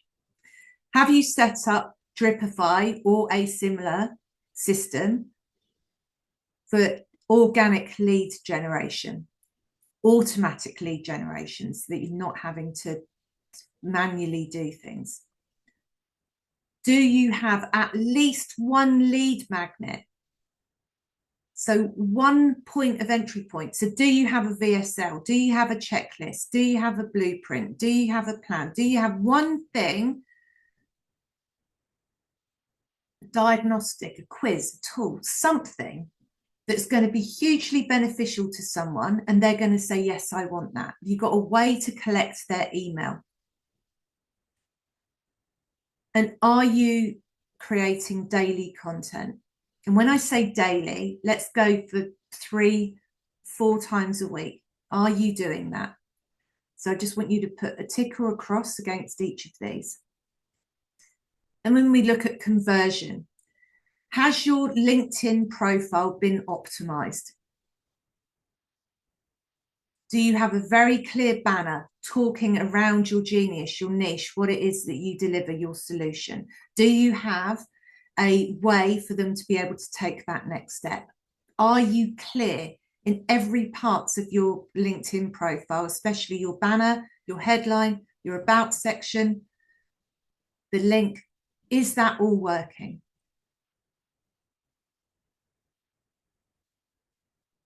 Do you have a call booking page? So it could be a once hub, it could be a Calendly. Do you have a VSL? Do you have something there for them to be able to take that next step?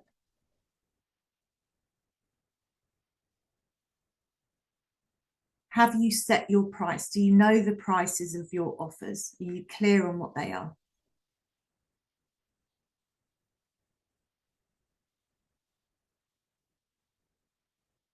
Are you having sales calls or game plan calls?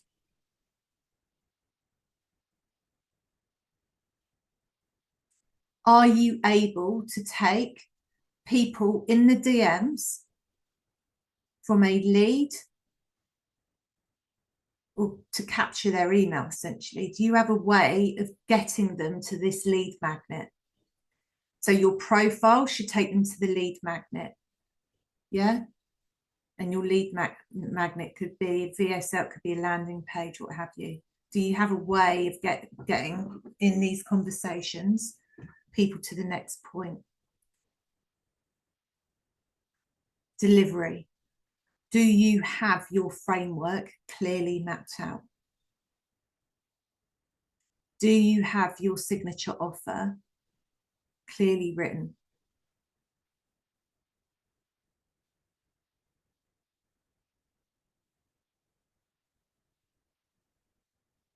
Are you delivering legendary training? Yeah. And then we've got growth. Do you have the right mindset right now? Because of all of these things, even if you ticked off every single one of these, if your mindset isn't in the right place, then this won't work. If you're still stuck in an old identity, so a lot of the people that, as you know, a lot of my clients that I've worked with have come from corporate backgrounds and haven't quite gone through the shift from corporate you know, high achievers, high expectations, high status, yeah, high egos, said in the nice way in terms of egos being highly protective, right? To going to an entrepreneur headspace, being your own boss, leading yourself, yeah, not having a team, not having the huge budget, that identity shift, not only in terms of that, but also in terms of the identity of the person and stepping into the identity of the person that has all of this stuff nailed and all of it's working and all of it's leading to those 12-month goals that you set, yeah, vision that you set. Do you have one day a week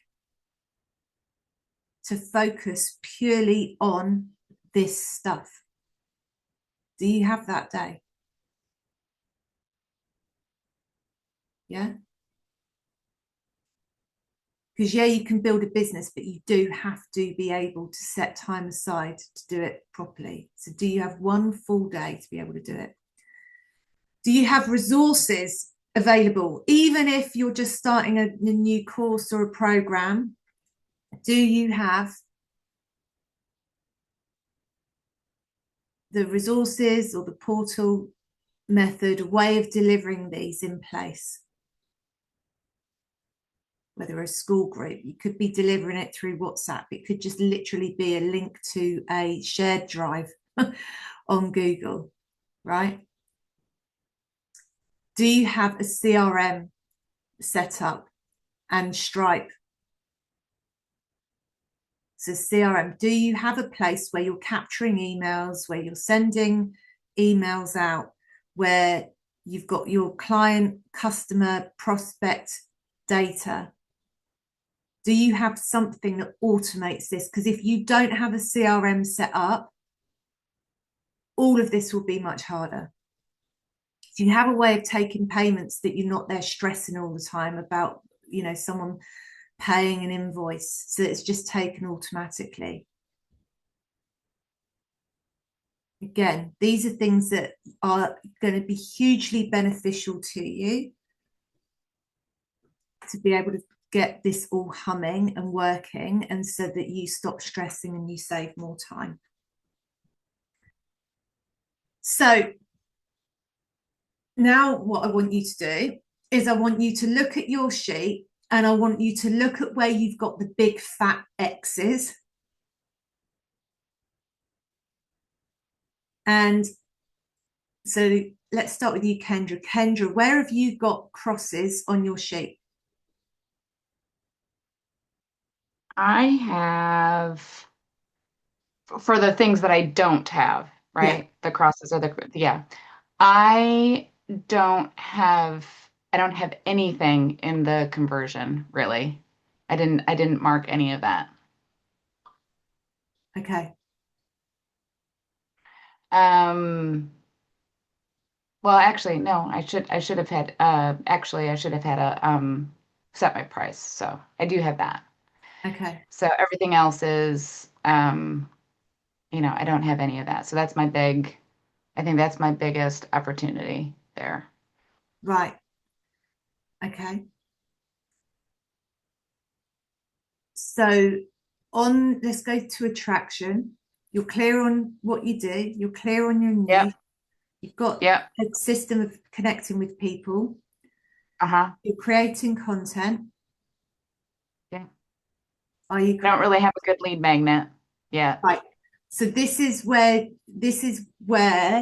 you need to be focused right now, is around really having somewhere where you take someone. And even if that lead magnet is a call booking page, that you're taking them there and your LinkedIn profile goes there, and you have a very clear page which talks about what you're going to cover in the call. Can't just be a booking a call with me. You need to have something where you're taking people, because otherwise it will just fall flat. Yeah. Are you having conversations with the people that you're connecting with? Yes. Yep. I am having those conversations. They're just conversations, though. They're not really very, they don't really lead to anything. Yeah. Which is why you need to be having conversations that lead somewhere, as in, I've got this Yeah. tool here. Right. Would you like it? Yeah. Yeah. Yeah. It doesn't mean that you can't be nice in the chat. Yeah. Right. Right. It just means that you've got a point to lead them somewhere, because otherwise, what's the point? Yeah. Yeah, it's just a waste of time. So, okay. So your priorities then, I want you to pick out what you believe are your 3 top priorities.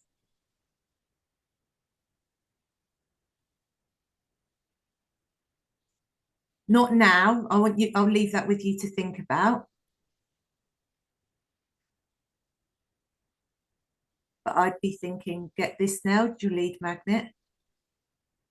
I'd be getting your profile optimized, making sure that you're leading them to that lead magnet, and that your conversations and DMs are taken and offering them this lead magnet in the first instance. Yeah. Okay. So, Miron, what about you? Yeah, we've done a lot of this together. It's actually really nice you showing me this because I can tick a lot of stuff we've done. However, the lead magnet, my brain's been churning around that, and especially I want to focus on the team building stuff. Mm-hmm. I'm reckoning maybe I do, and because of my past background, I can probably do this, and I might even have it.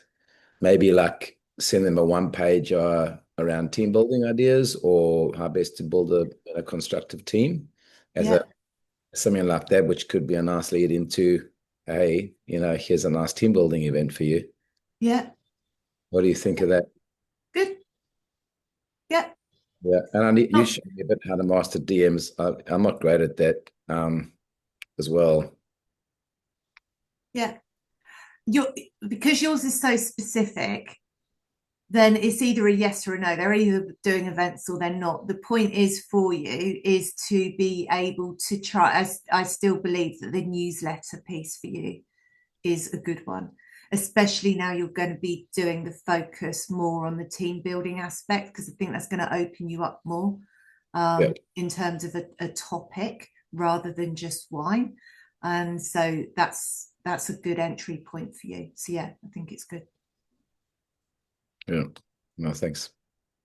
Okay. Dan. Yes. I've areas I can really improve in. I think lead magnet. I haven't got a lead magnet that I'm fully happy about. I mean, my workshops are kind of a lead magnet, but I'd like a download or something that I'd be happy to hang my hat on. And conversion, I need to improve on my VSL/call booking page. Yeah. My sales game plan calls, like making a paid hour-long call, like you were saying. Yeah. And similar to the other guys, mastering conversation in DMs. It's very much like, hey, how are you? Hope you're well, sort of thing. It's not really anything that's meaningful or tangible or pulling them in. Uh, Yeah. Other than that, on the growth section, I've got resources and portal methods. So I've had it in my mind for a long time. I want to record short, sort of 2 to 5 minute videos, talking them through different things like mini trainings. Yeah. That's something I really want to get working on in the new year. Start recording that and yeah, hopefully put it all onto Marketing Mate and then start that process of having people joining and paying weekly for my sessions. Yeah, yeah. Good. Okay, Richard. I need to get the lead generation piece going Yeah. under attraction. That's probably one of my biggest things. Yeah. And conversion, pretty much all of them. Yeah. Yep. Oh. Okay. So now you've got your 3. Sorry, Anil, what's your 3 key areas of focus, do you believe?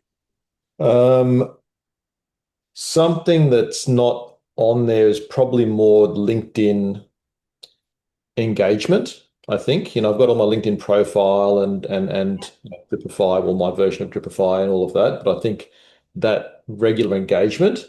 I would put that under daily content. Oh, okay, yes, I've circled that as well because I don't do daily Yeah. content. But yes, yeah. So I've Yeah. circled that. The sales or game plan calls. So that's something which I want to just, I want to put something proper in place there. Yeah. That's probably the key things. I've been doing this for a while, so I've got most of other things ticked off. But they're probably the two key areas that I want to focus on. Yeah. Cool. Okay. Now I'm going to give you, you're going to have these sheets to complete.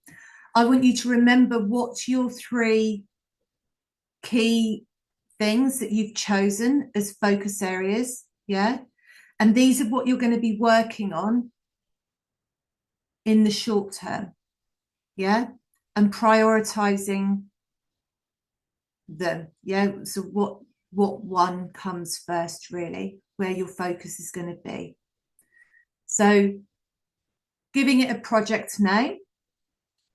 What problems are you solving? So what's this that you're trying to solve? Why are you doing it? What difference is it going to make? And I want you, again, to be really clear on what that is. Like, how are you going to feel? What are you going to see? What's actually going to be different? And what does success look like? Again, can you quantify that in some way? Is it that you have regular leads coming in each day? Is it that you have just what does that look like? And then go through what are the up to 6 things that need to happen. What are the 6 buckets? Yeah, the tasks that need to happen for this to actually be resolved. And then what are your immediate first 3 actions? Yeah, so just want you to go through this sheet for each one of these 3 most important, and fill this in, complete this. Yeah, cool. Now we're getting to the pointy end now. So what's next, right? I'm really excited about what's coming up, and I think you will be.